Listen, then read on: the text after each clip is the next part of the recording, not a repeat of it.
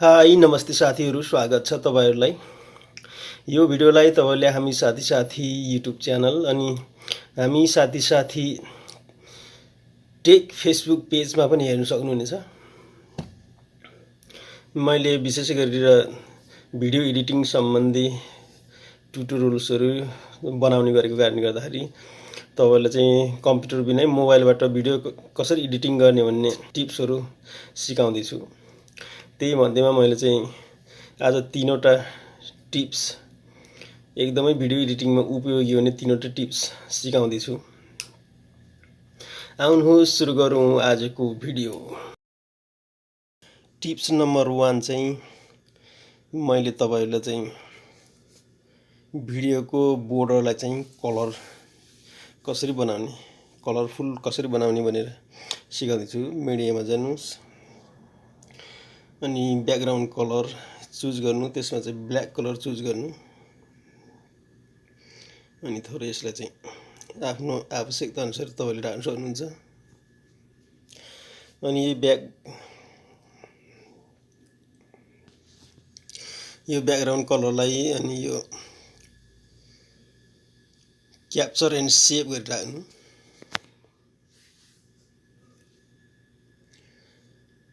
अनि मिडियामा जानु, मिडियामा गएर तपाईले चाहिँ कलर ग्रेडियन्ट्स भएको तपाईले चाहिँ अब इन्टरनेटबाट डाउनलोड गर्न सक्नुहुन्छ भने तपाईले चाहिँ अब आफैले पनि बनाउन सक्नुहुन्छ। यस्तै अलिकति मिक्स कलर भएको अनि यो धेरै पार्ट बडी पार्टलाई चाहिँ ट्रिम गरेर हटाउन पनि सक्नुहुन्छ। अनि लेयरमा जाउँ, फेरि मिडियामा गएर हामीले अघि क्याप्चर गरेर राखेको ब्ल्याक स्क्रिनलाई हामीले ल्याउँ हैन। अनि यसलाई चाहिँ फिट गरिदिउँ बाहिर बोर्डर देखिने गरेर। अनि यसलाई चाहिँ यो ब्ल्याक पछि हालेकोलाई पनि फुल गरौँ। अनि यो बिचको जुन यो हामीले कलर बोर्डर राखेछौँ नि त्यसलाई चाहिँ एनिमेसन दिनु। इन एनिमेसनमा गएर तपाईले चाहिँ क्लकवाइज हैन, राइट क्लकवाइज वा जस्तै अब लेफ्ट तपाईले चाहिँ आज कस्तो मन पर्छ त्यही अनुसारले राख्नुस्। अनि त्यसपछि अब हामीले चाहिँ एउटा भिडियो राखौँ हैन। भिडियो तपाईले चाहिँ जुन भए पनि हुन्छ।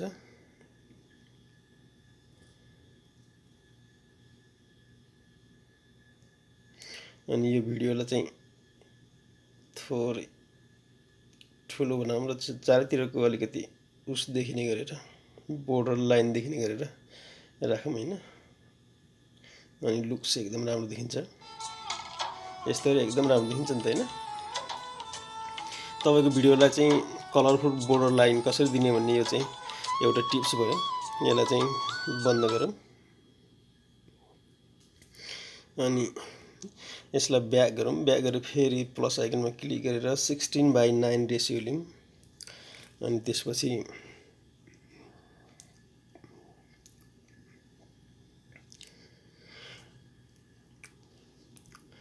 दोस्रो टिप्स चाहिँ म तपाईलाई चाहिँ व्हाइट बोर्ड एनिमेसन कसरी गर्ने भन्ने सिकाउँदै छु। तपाईले चाहिँ एउटा व्हाइट ब्याकग्राउन्ड लिनु, यसलाई चाहिँ थोरै लामो राख्नु हैन तपाईको आवश्यकता अनुसार। अनि यसमा चाहिँ मिडियामा गएर एउटा तपाईले फोटो या भिडियो कुनै पनि तपाईले चाहिँ राख्न सक्नुहुन्छ।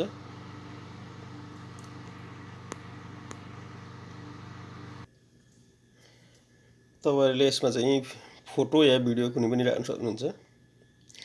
अनि यसलाई चाहिँ थोरै लम्बाइ राख्दिउँ हैन।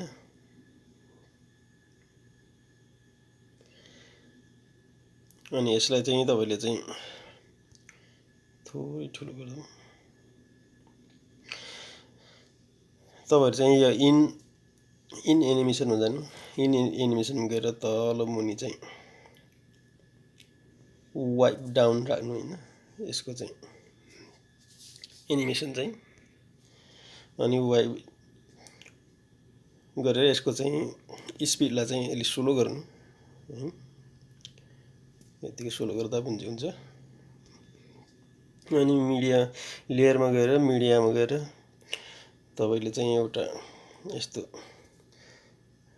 हातवाला यस्तो पिएनजी पाउँछ हैन, तपाईले चाहिँ नेटमा यस्तै एउटा डाउनलोड गर्नु, सानो बनाउँदा पनि हुन्छ। अनि यसलाई चाहिँ रोटेट गरेर अलिकति अनि यस्तो गरौँ।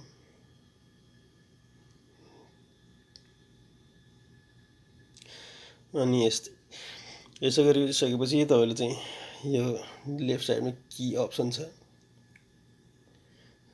त्यसमा जानु, अनि यसलाई चाहिँ थोरै अगाडि बढाउँ हैन।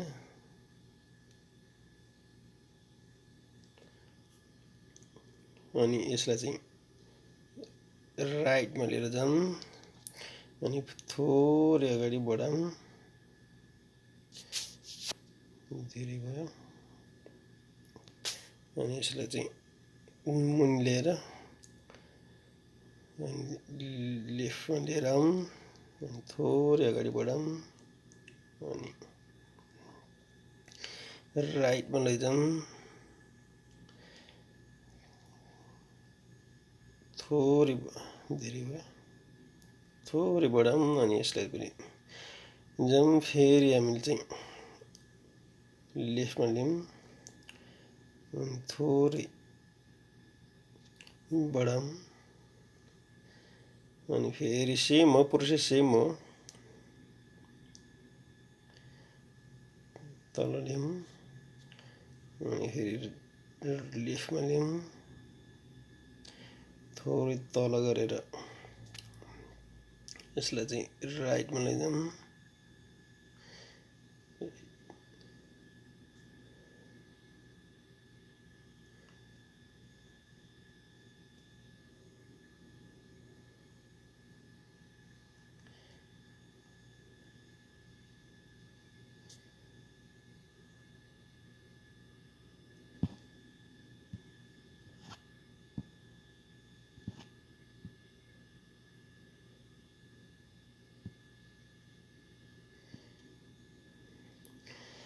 यस्तो गरिसकेपछि अनि तपाईँहरूको एनिमेसन कस्तो लागेको छ हेरौँ है त।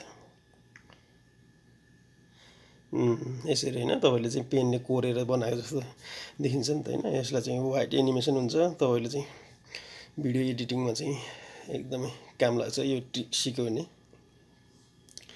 यो चाहिँ सेकेन्ड ट्रिक भयो। अब हामीले यसलाई पनि ब्याक गर्छौँ, अनि प्लस आइकनमा क्लिक गर्छौँ, अनि 16:9 मा जान्छौँ। भिडियोलाई 3D एनिमेसन दिनको लागि तपाईले एउटा भिडियो सिलेक्ट गर्नु हैन। मैले एउटा भिडियो सिलेक्ट गरेँ। त्यसपछि लेयरमा क्लिक गरेर एफेक्ट्समा जानु। एफेक्ट्समा गएर जस्तै ट्रान्सफर्म भन्ने यसलाई चाहिँ तपाईले चाहिँ गेट मोर भन्नेबाट उसबाट तपाईले चाहिँ डाउनलोड गर्नु। काइनमास्टर भित्रै हुन्छ। त्यसलाई चाहिँ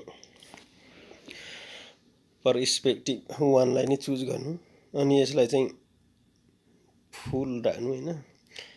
फुल गरेर अनि यो जुन एफेक्ट्स हो यसको साइजलाई फुल गरिदिनु। अनि तपाईहरुले चाहिँ सेटिङमा जानु। सेटिङमा गएर तपाईले चाहिँ तपाईले आवश्यकता अनुसार एंगल चेन्ज गर्न सक्नुहुन्छ हैन। अनि म चाहिँ अलिकति एंगल यस्तो चेन्ज गर्छु। मेरो तपाईले चाहिँ आफ्नो स्टाइलले गर्न सक्नुहुन्छ। तपाईलाई चाहिँ कस्तो गर्दा राम्रो लाग्छ त्यो अनुसारले गर्नु।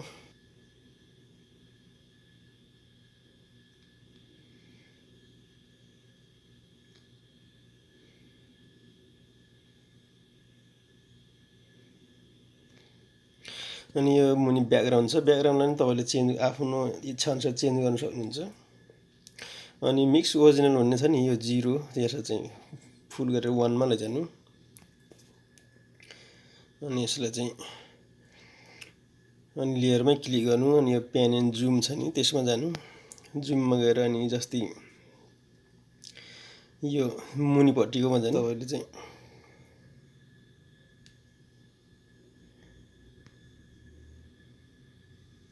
जुम गरिदिनु यसलाई हैन, कर्नरमा। अनि कस्तो देखिन्छ त हेरौँ है त। यसरी तपाईको जस्तै 3D एनिमेसन भिडियोमा यस्तरी मिलाएको देखिन्छ कि हैन। तपाईको 3D पनि देखियो, जस्तै एनिमेसन पनि देखियो नि त डबल। यसरी तपाईहरुले चाहिँ भिडियो एडिटिङ गर्न सक्नुहुन्छ मोबाइलबाट। एकदम राम्रो टिप्स एन्ड ट्रिक्सहरु यसरी गर्नु होला। भिडियो हेरेर साथ दिनुभएकोमा तपाईहरुलाई धेरै धेरै धन्यवाद। भिडियो मन पर्यो भने लाइक, कमेन्ट अनि सब्स्क्राइब गर्न चाहिँ नभुल्नु होला। तपाईहरुको स्वास्थ्यको ख्याल राख्नुहोस्। जय नेपाल।